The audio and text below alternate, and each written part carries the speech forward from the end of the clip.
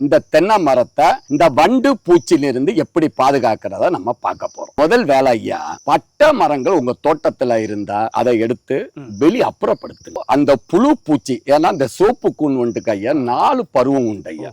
முதல் முட்டை எங்க போடுன்னு சொன்னா, எந்த தோப்பு அடசலா இருக்கோ, எந்த தோப்பு தென்னை மரம் நெருக்கமா இருக்கோ, எந்த தோப்புல அதிக தண்ணி பாய்க்கிறீங்களோ, எந்த மரத்துல அதிகம் உரம் குப்பை சாணி வைக்கிறீங்களோ அங்க அந்த அந்த தாய்ப்பூச்சி முட்டையை போடும்.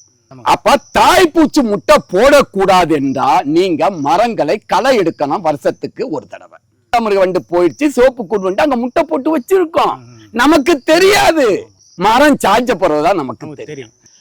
மரத்தை களை எடுத்துக்கிட்டு மட்டை எடுக்குகள்ல உப்பு 1 கிலோ போட்டு விட்டுருங்க. தாத்தா காலத்து வைத்தியம்.